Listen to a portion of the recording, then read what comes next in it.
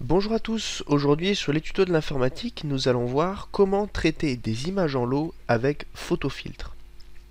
Donc pour cette astuce, je vais utiliser le logiciel gratuit PhotoFiltre 7. Pour le télécharger, donc vous aurez un lien qui se trouvera sous la vidéo, donc sur YouTube, dans la description.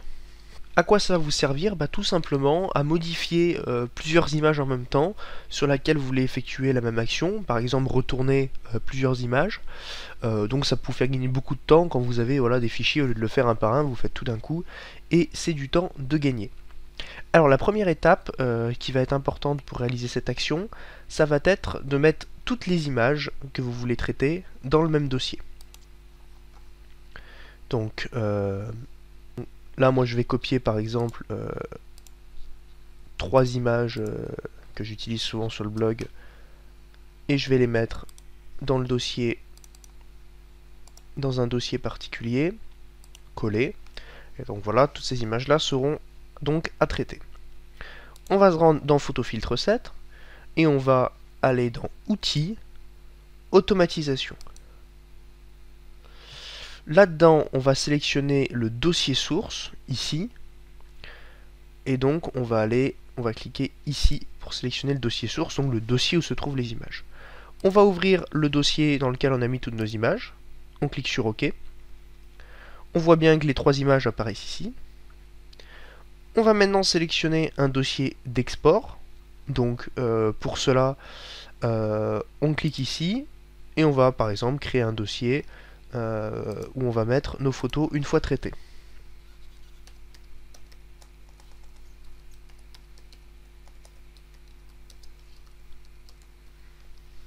On clique sur OK. On peut également changer le format d'export, donc on peut les laisser en JPEG ou alors leur faire prendre un autre format. On peut aussi jouer sur la qualité et la compression. Moi je vais laisser à 90 comme c'était de base. Voilà. Et maintenant, donc on va choisir l'action qu'on veut effectuer sur ce groupe d'images. Donc on a divers onglets, comme vous pouvez le constater. On va voir un petit peu un par un comment ça fonctionne. Dans Images, en cochant taille de l'image, donc il faut toujours cocher le groupe d'actions que vous voulez effectuer avant de pouvoir modifier. Donc par exemple, si je voulais modifier la taille de l'image, je n'aurais qu'à cocher taille de l'image. Et là, je peux descendre sur la largeur, et donc toutes les images vont être modifiées de façon à faire la taille qui sera indiquée ici. Voilà. Taille de la zone de travail, on peut aussi modifier donc, la taille de la zone de travail. Forcer des pays, je vois pas trop ce que c'est pour pas vous mentir. Si quelqu'un sait, qu'il n'hésite pas à laisser un commentaire. En réglage, là on va voir tous les réglages donc, de luminosité, contraste, etc., etc. Donc on va pouvoir augmenter, diminuer le contraste, la luminosité, etc., etc. Dans filtre, là c'est tout simplement un photofiltre, comme son nom l'indique, le principe du logiciel et son fond de commerce entre guillemets, c'est de la facilité à ajouter des filtres pour modifier les images facilement. Donc en cochant, vous allez pouvoir ajouter tel ou tel filtre sur les images que vous avez à modifier.